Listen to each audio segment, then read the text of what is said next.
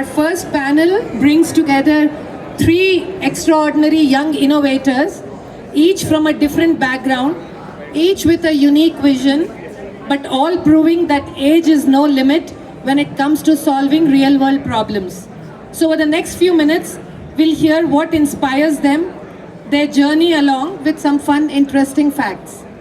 Okay, so I just want to introduce our panelists, junior panelists. Ayush Prasad.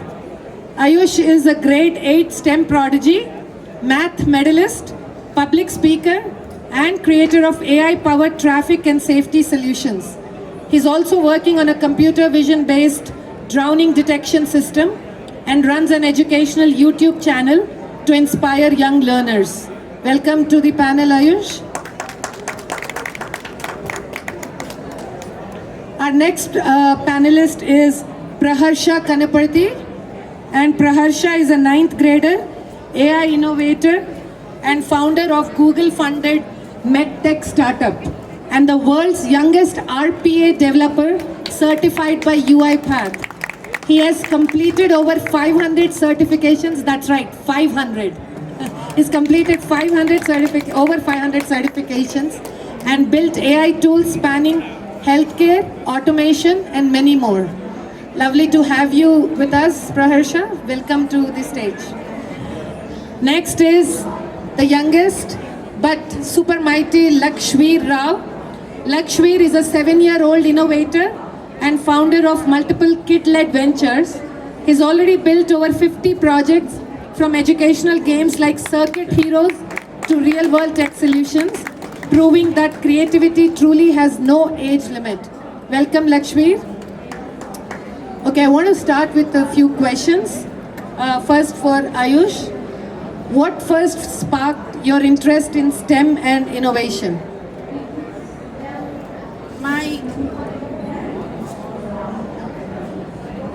My interest in STEM in general, it was sparked from a very young age, and I think the main factor that's inspired it, was books. I am and was a very avid reader, and specifically I can dedicate a lot of it to my parents buying second-hand from other sources a full set of books from the Childcraft Encyclopedia, Time Life books like that, aimed at children, which still gave me a lot of knowledge about the world. I started reading those at a young age, maybe around 5. Maybe when I was around 6 or 7, I started reading some more advanced things like the Head First series on computer science and mathematics analysis. That also really helped me to gain an understanding and appreciation for these subjects. I also started taking online courses about computer science. Firstly, I took courses, but once I had a solid foundation, I could start to learn completely on myself. And most of my knowledge is self-learned just from the huge amount of information that's online these days, which previous generations did not have access to. It's much easier to learn these skills in programming now than ever. And I will really point to these two factors, my access to books and my access to the web, as things that inspired my journey into STEM. Thank you, Ayush. That is awesome. Praharsha, I have a question for you. You've completed over 500 certifications. Is that a true statement? Yes, Yes. How old are you? I'm 13. Okay, 500 certifications in 13 years. That's incredible. So you launched an AI startup. At what point did you know you wanted to create real-world impact through tech? Could you speak about your project a little bit? Yep, so as you have introduced about my startup, I'm the co-founder of it. So it's called AI Cura. So it typically diagnoses the patient. So what time I started off with AI Cura was I started off with AI Cura, my healthcare startup, around like 1 year ago, but I had a startup idea even earlier actually. I had it around 3 years ago. I thought of building a startup, a startup which will be making robots through customers' needs. So that's what I thought of building. But as of now, AI and then quantum computing is coming up. So now I have shifted into the phase of AI right now. So that around a few years ago. So as of now, if you see if you have any disease or any particular problem, you have to directly consult the doctor, but instead we can solve the problem through AI Cura. So as of now it's in beta stage, so it will take 6 more months as it's sponsored and funded by Google. So after 6 months you can try out AI Cura as well. So I started off with AI Cura a year ago. So that's it. That's so inspiring. Thank you, Praharsha. So, what does AI Cura treat, or what does it diagnose? Is it like an assistant? It's a typically in easy words to describe it. It's just like ChatGPT but for health.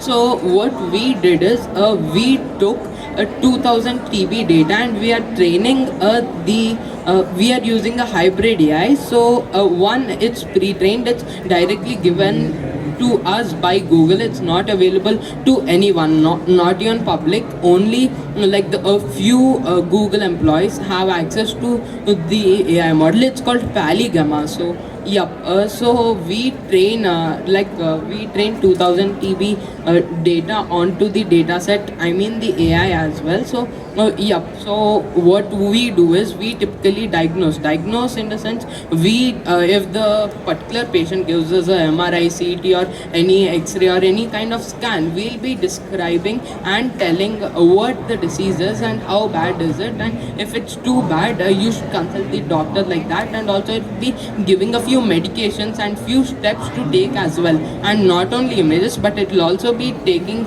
in text to which is describing our symptoms or any kind. It will be taking in text and then giving when we give the prompt to the particular when the particular prompt is given to the AI, it will be describing and telling properly, fully about the disease. So that's what our AI Cura will be doing. Amazing, amazing. And as most of us know that getting training data is a big challenge in the AI world. So you have Google backing you. So that's awesome. Okay, moving on to our next panelist, Lakshveer. You're ready? Okay, so at age 4 you started building projects. Yes. What was your first project and what inspired you to start building these kind of cool projects? So when I was small, I used to ask a lot of questions to plumbers, everyone. So how much they answer, I tried to ask more. Then from there, my father thought my interest was in robotics. So my father gave me a basic kit with fan and a DC motor and a battery. I was able to assemble my own. From there, my interest has started. Thank you. So you built a remote controlled floor cleaner? Yes. Can you tell us a little bit about that? Yes, I used two BO motors so that it can lift the weight. I used two remotes because one is like controlling the car front and left, front, back, left, right, and next one is water pump and cleaning the brush. And how did you learn all these? I learned using ChatGPT, but my brain is mine, but converting is ChatGPT. Yes, we believe that. Awesome. Okay, Ayush, I have another question for you. You're currently working on a drowning detection system using computer vision. Can you tell us a little bit about it and what challenges are you facing in that project and how are you approaching them? So, about the project in general, first of all, drowning is a big problem especially in lower developed countries like India. According to the WHO, 50,000 people each year in India die due to drowning, and India actually has a severe lack of lifeguards to prevent drowning in these small communities.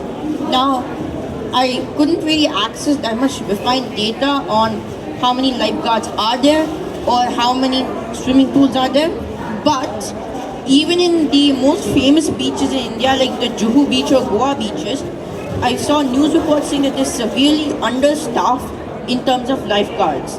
And the traditional gated community might not have any lifeguards at all in its swimming pool. So, of course, it's a really large market, and we have to solve this issue regarding people drowning so often without any surveillance.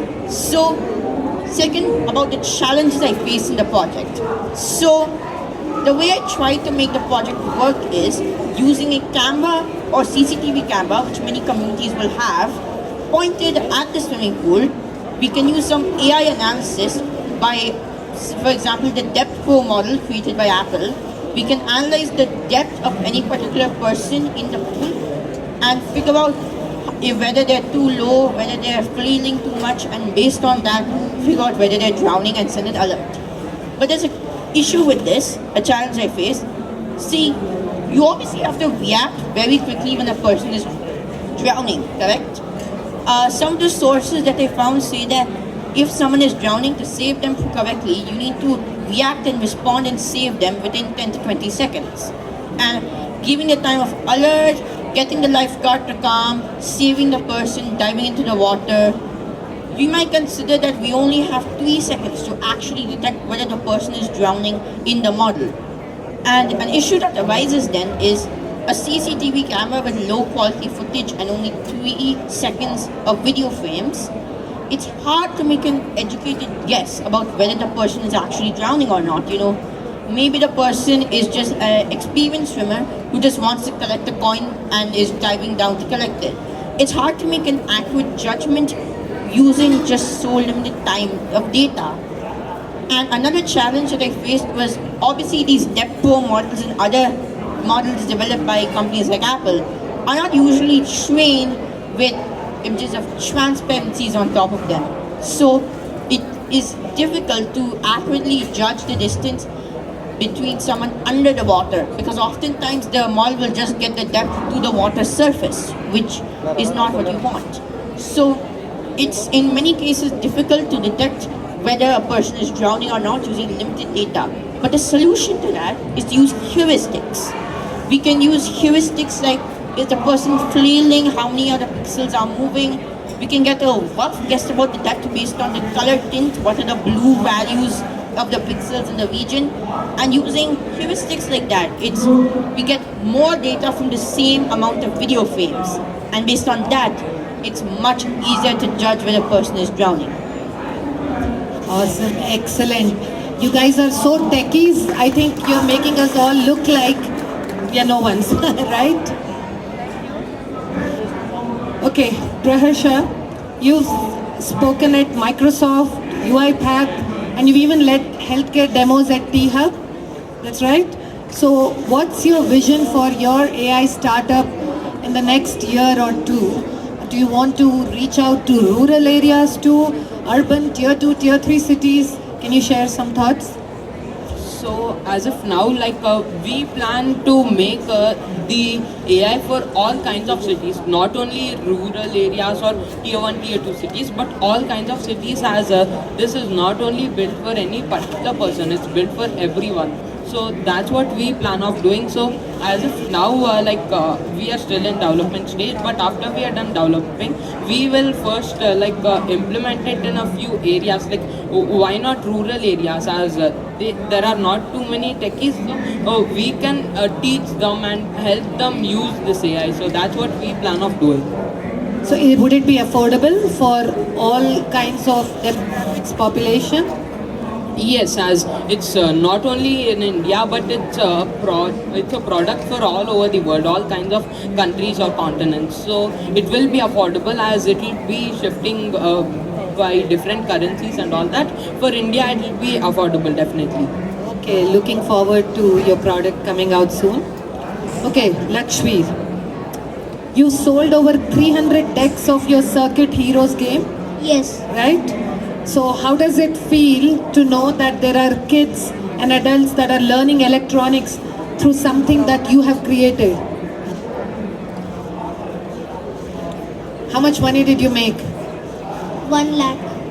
1 lakh rupees. Oh my god. I Awesome. also won in scholarships. You also won in scholarships. And how much do you, what is your revenue? How much revenue do you think you'll make in the next 2 years? Do you have any ideas? How many more sets of cards are you going to sell? I'm not sure. Not sure, but many, right? Yes. Okay, awesome. So, which of your projects you think has the best potential to help people? Because you're working on multiple projects. Self-parking car, smart hydration reminder for IT professionals, with advanced with thumbprint, means it will detect how much water is there in the And you built all these? Yes. You have the prototypes? I don't have all the prototypes. I'm working on some projects. The most I love is smart project building helper for kids. Okay, can you tell us a little bit about that? Yeah. So it has some AIs feeded in that. So when the kid tells that I want to build a self-parking car, anything in their own mind, so it will help them build. It will give the connections, code, everything. Yeah, like that. And Okay. also program. It will only program it. It has a port.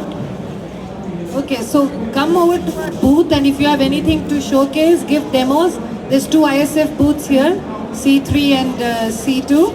So do come over there. There are a lot of folks visiting there, and do show your demos, right? Yes. Okay, awesome. Ayush, one question. Where do you see yourself from 5 years from now? And any dream innovation or problems that you want to solve? Well, 5 years from now, statistically speaking, I will have graduated my school and move on to college. But in terms of innovations that I want to solve, of course, there's lots of innovations in the world, pressing issues that require attention. And I was seriously thinking about how to answer this question because there's so many things in the world that I want to solve. But one answer that I could give is implementing AI in education. See, people say things like, kids these days are only using AI to do their homework for them, to do their projects. Teachers are only using AI to grade the assignments. No one is learning. I feel like that's the problem. The problem is that we've made an education system where children will use an AI because they actively do not want to be educated. The point of homework is to teach you something about how the world works.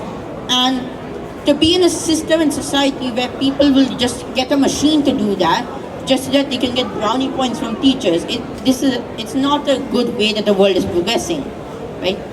So I feel that if we could constructively use AI to properly augment children's innate capacity and wonder to learn. I've seen examples before and talks of people who usually are not very interested in maths when it's presented as a procession of formulas, memorize this, memorize that. When you present math as something more, as a series of voyages of discovery and understanding where the formulas actually come from, then these people who weren't interested become way more interested and want to learn more about mathematics. So I feel like if we could use AI to personalize education for each person and tap into that inner, natural, evolutionary sense of discovery that all of us have, then I feel like it could really revolutionize the world.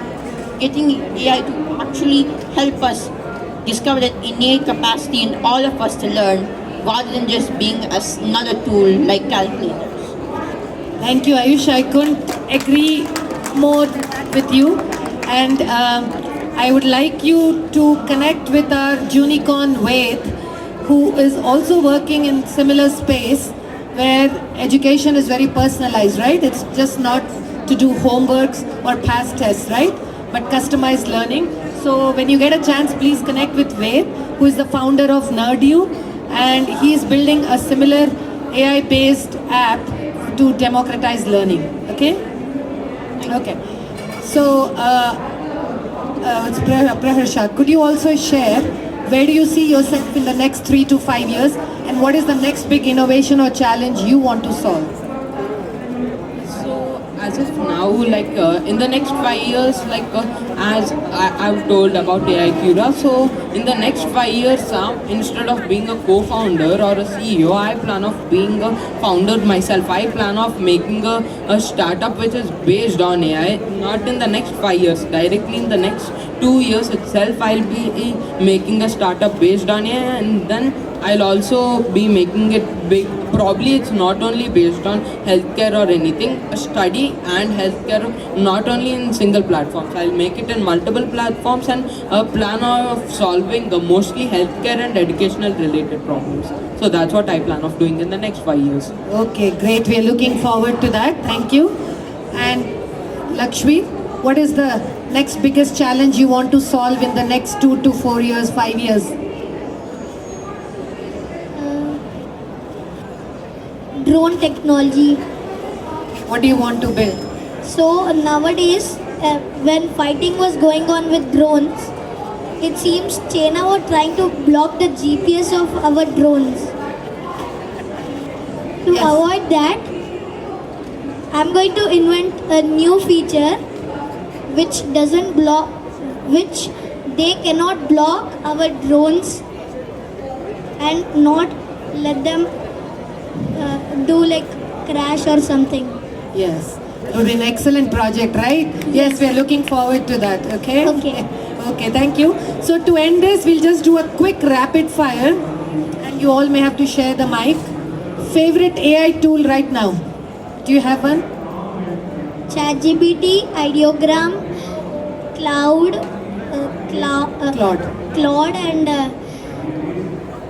Cursor. Okay, thank you.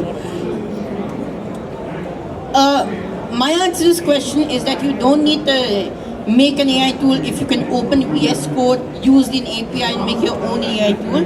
Okay.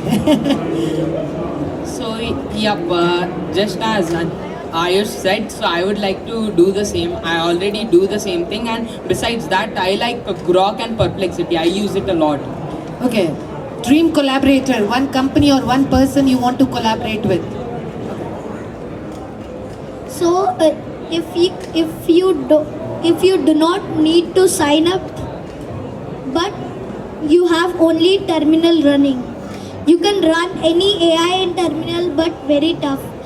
So I run Gemini in terminal with the code. All right. Okay, so you're still answering the previous question, right? Yes. Okay, no worries. So, who do you want to collaborate? Who's your dream collaborator? Pick any company or a person Agam who you want to Robotics. partner with. Who? Agam Robotics. Agam Robotics. Okay, why? Because I love drones. Okay, all right. Who do you want to collaborate with? I am quite interested in space and space technology, and I would like to collaborate with some homegrown Indian companies. Of course, ISRO exists, but there are also, even specifically in Hyderabad, many new companies springing up in the space technology field. And those are some people who I love to collaborate with. Because the idea of getting India as a new world leader in this space, which will be more important than ever before, is truly really exciting. Okay, thank you. Same question for you, Praharsha. Yep, so the company I want to collaborate with would be between Apple or Google or Microsoft. So between those three, and the person whom I want to collaborate with is Aravind Srinivas, the founder of Perplexity. Okay, yes, thank you. Okay, Lakshmi wants to add something. So I also want to partner with Tesla. Tesla, okay. Okay, you want to go into building smart cars? Yes. Okay, very good. Machine learning. Machine learning, okay. Okay, with that, we would like to end this panel discussion, and all of you would agree with me that we were not kids if we just put some screen in front of them. They're all geniuses, innovators, and they all did awesome. So thank you everyone. Thanks all of you for joining us. And thanks all of you for watching us. But we'll be taking a short break and we'll be having a panel discussion with our unicorns to understand their journey, their challenges, and what they're doing next. So please do join us. Most likely at the other stage is what we are thinking. We'll give a lunch break to our unicorns and then again be back with another panel. Thank you, everyone.